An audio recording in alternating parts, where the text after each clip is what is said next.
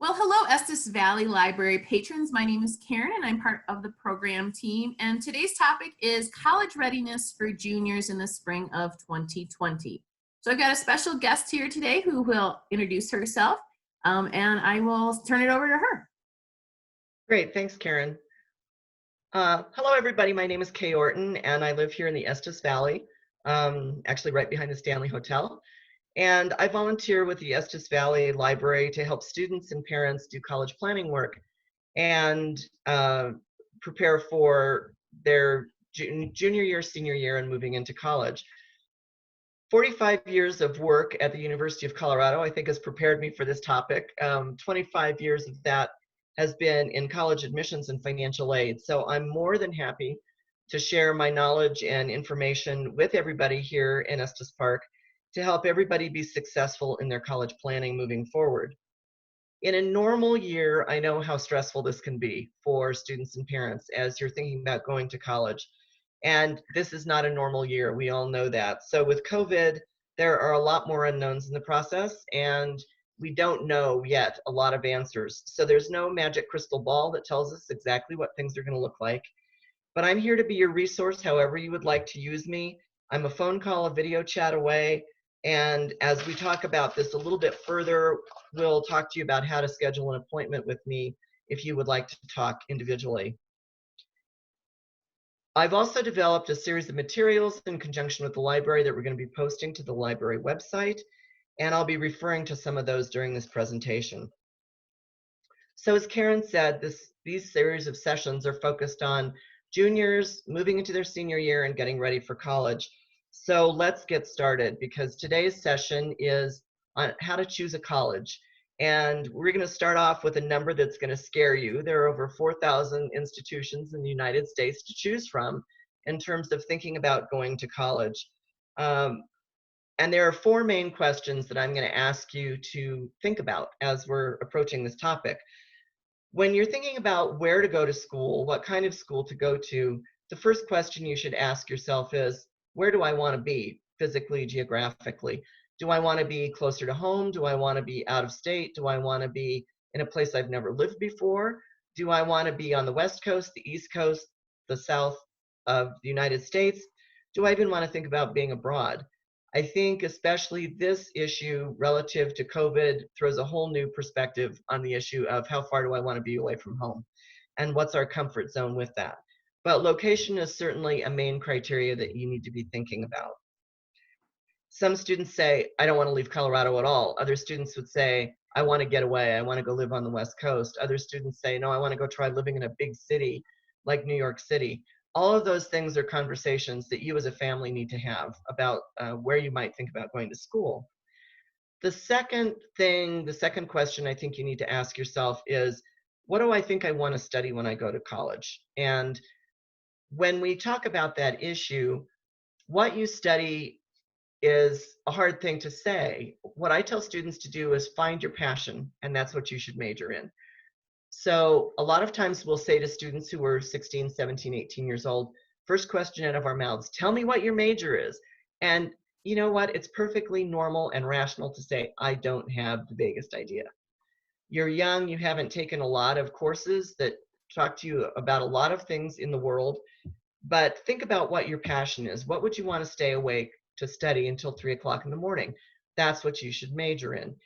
A lot of times students get in arguments with their parents, and the parents will say, I really want my son or daughter when they graduate to have a job right away, and I want it to be a well-paying job, and I want it to be something that's going to sustain them, so that they don't return to the nest.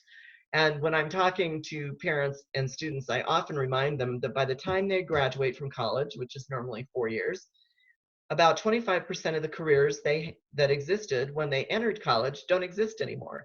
But there are a whole new set of job opportunities out there. So what I would encourage you to do is commit to being a lifelong learner. And what that means is follow your passion, follow your interest, and you'll be successful no matter what that passion or interest is. The third question I think you need to ask yourself as you're thinking about where you go to school is what size school you want to attend. Some students feel comfortable only attending schools that are relatively small. They think they're going to get more personalized attention, more one-on-one faculty interaction, a small, close-knit community. Other students say, no, I want to go as big as I can. Give me a school that's 60,000 students. I'd be perfectly happy doing that. So there are schools that represent both ends of that spectrum, the smaller schools and the larger schools. What I would ask you to think about is the fact that you can always make a big school small. You can be involved in clubs and organizations, in your particular major, with your faculty advisors. You can be involved in honors organizations. You can be involved in intramural sports and clubs. You can always make a bigger place small. You can't make a small place big. And so I always encourage students to test their boundaries a little bit, think about a little bit bigger school than they might originally feel comfortable with, and think about what's important to you. Part of our global economy, which we've learned very quickly in this whole COVID thing, is that we are internationally dependent on one another. And so you may want to think, as you're planning for your future, what does that look like? Do I want more exposure to different cultures, different kinds of people, because that's who I'm going to be working with during my lifetime? And think about that in terms of your school choice. So again, size, I would say, is the third factor. The fourth factor you need to think about when you're choosing a school is, are there other things that are really important to me in my life that I want to be present in my college environment? So am I passionate about music? Am I passionate about debate? Do I still want to keep playing club sports? Do I want to be involved in fraternity and sorority activities? Are religious organizations and those opportunities important to me? Do I want an honors program at my school? Do I want to go on study abroad at some point? If those are factors that are important to you, make sure that as you're looking at your school choices, that those things are available on your campus, because those are the things that represent your life outside the classroom. And we certainly don't expect you to be engaged 100% of your time studying and in the library. So we've talked about the four factors. We've talked about location, the where. We've talked about the what. What am I going to study? What major am I going to pursue? We've talked about size of the school, and we've talked about other factors you want to consider. Now, if a parent is sitting there listening to this presentation, they're saying she didn't talk about cost. And you're right, I didn't talk about cost, because cost is certainly a factor in the final decision of where someone goes to school. But in terms of the initial scan of all the institutions, we're going from 4,000 schools to down to a narrowed set. I don't want cost to be your primary factor or a primary factor when you start this search. Keep your mind open, keep your options open, because financial aid has a lot to do with what happens to your out-of-pocket cost at the end of the day. So yes, cost should be a factor, but it shouldn't be, I don't think, one of the top four. When you're also looking at schools, we want to notice that there's a distinction between schools that are run by public organizations, state institutions, 2 or 4 year schools, and then we've got private schools on the other side.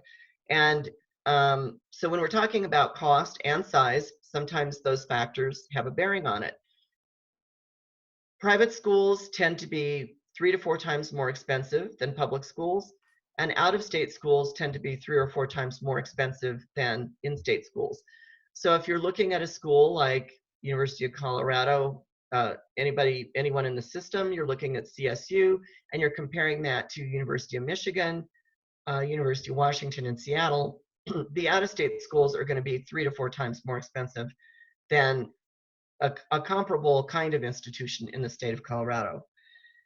You also need to be thinking about the diversity of the programs. When I say that you can make a bigger school small, but you can't make a smaller school big, when you tend to be thinking about larger institutions, you tend to be thinking about more facilities, newer facilities, more investment in capital equipment, labs that you would be experiencing in science classes, faculty from a more diverse background, and more emphasis on research that's brought into your classroom. So those are other things that you need to think about when you're choosing a school. So how do you do this? How do you start with 4,000 schools and get to, the challenge I'm going to give you is by the end of August, your challenge is that you should have 4,000 schools narrowed to no more than 12 that you're seriously considering. How in the world do you do that? So what you do is you use a college search tool. And in the one handout that we're going to post, the college search tool that I like the best is actually the College Board search tool. So you can go in and you can plug those factors in. You can plug in location, you can plug in majors, you can plug in size, and you can plug in other factors that are important to you. And it actually takes your choices and sorts all those institutions for you and comes up with a list. And then your homework starts. You have to start doing some research. And this year it's going to be a little bit more challenging, perhaps than other years, because you're going to have to rely a lot on web-based resources, on schools' own websites, on other kinds of guides like the US News and World Report, rankings of colleges by discipline, other kinds of guidebooks that are available to you to help narrow that search. You may have much more limited opportunity to go and visit campuses personally, to go on visit day programs, or to just take a trip with the family and you know, pick 6 schools and go visit them during your summer vacation. Things may look a little bit different. But the challenge that I'm giving you for completion by August is come up with a list of no more than 12 schools that you're going to seriously consider. And a handout that we're going to post out to the website is basically a college comparison worksheet. So you can take all the schools that you're thinking about and you can look at all those factors of location and size and programs and majors and costs, and you can start comparing them side by side on this web sheet and build basically a grid that you and your family can sit down and talk about that narrows the list so that when you get to August, you can say, okay, here are the 12 schools, the 5 schools, the 3 schools that I'm seriously considering. So that challenge may be a little bit time consuming. Think of it as a game, make a game out of it, because it really should, this should not be a process that's onerous and awful and scary. It should be something that's kind of fun, because you're doing basically a research project of where do I want to spend 4 years, okay? Some campus websites also have virtual tours, which is really cool.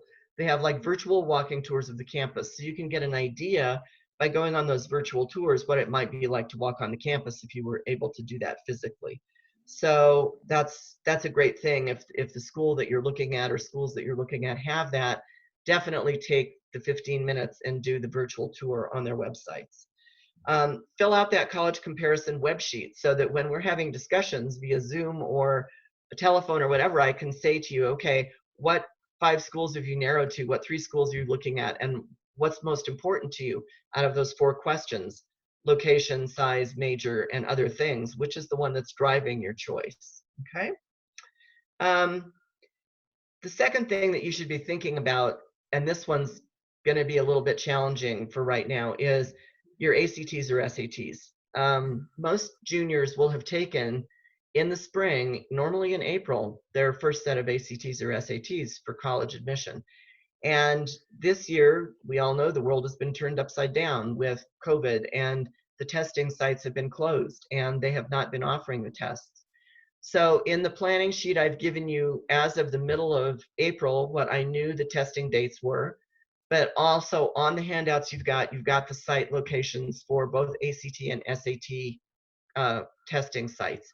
So you can go out and look at that and see when they're planning on scheduling the tests for the ACT or SAT. Evidently, they're going to think about revamping the test to be able to deliver that test at home rather than having to go to a physical testing site. But that is going to be something you're going to need to keep your eye on, because most schools will probably still require either the ACT or SAT as part of the admission process, but it's not going to be as accessible maybe to get it. In some ways, it may be more accessible if you can do it at home, but the calendar may be more fuzzy. So normally a student would take the ACT or SAT twice, unless they really scored well the first time for college admission. And so normally the first test would be in the spring in April, and the second test would normally be early fall. So you're going to need to plan. You're going to need to look at those testing dates and figure out what the testing dates are and how to get those tests.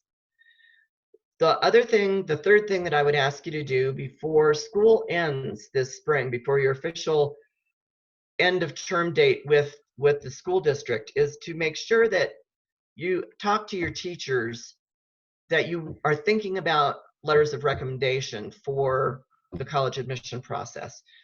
Normally, the high school has a form out on their website which facilitates that letter of reference for your application. You don't have to worry about getting one in your hand right now, but you need to be thinking about which teachers you would go to talk about getting a recommendation. Most colleges require 1 to 3 recommendations. And so that recommendation could be from it could be from a coach, it could be from a mentor, it could be from an employer, it could be from a faculty member.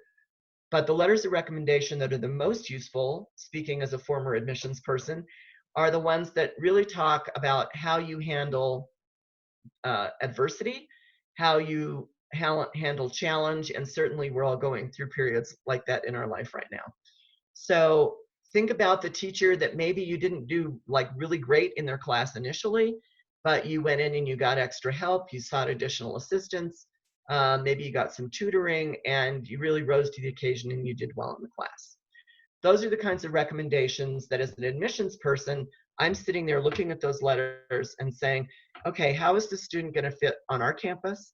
How are they going to, when they hit that first academic wall, which all of us do, how are they going to punch through that wall? How are they going to respond to challenge? So letters of recommendation. So there are really 4 things that we've talked about, just to recap. There's the college search. So you're going to go out and you're going to take 4,000 schools. You're going to go out to the College Board website. You're going to plug in your 4 criteria that you want to look at, and you're going to get a subset of schools. And then you're going to start to do research to narrow to no more than 12. Second thing is that you're going to look at the ACT or SAT testing schedule, and you're going to really know when those testing dates are and when you need to sign up. Third thing is you're going to talk to your teachers before school ends so that you at least have an idea who you might want to have a recommendation from, and you kind of just give them an informal heads up saying, you know, when we get back in the fall, I'm going to be coming to you with a request for a recommendation for college. It's a really good thing to give them a heads up ahead of time. And then the 4th thing I want you to think about is call me for an appointment. Okay, it's going to be important that I think, especially this year, that you have somebody to bounce things off of. It's going to be important that you have somebody to talk to just say, I'm scared, I'm frustrated, I don't know what to do. And I'm more than happy to be that sounding board for you and your family as we go through this process. So I wish you all the best. It's we're sitting here, it's late April, early May. We've got, you know, May, June, July, August, and moving into the beginning of the fall term back in school, hopefully, as much as we know at this point. Summer's a great time to go through this process to kind of get ducks in order and make sure that we know what has to be done. We're all here to help. We're all here to have this not be a scary time, any more scary than it would normally be. And please call and schedule some time, and we're here to help however we can. Best of luck. Let's go. Thank you. All right, Kay, thank you so much. I learned a whole lot of stuff just from that conversation. And we'll definitely be posting all of those resources in the comment section when we send out this information. So, all right, that'll do. Thank you so much.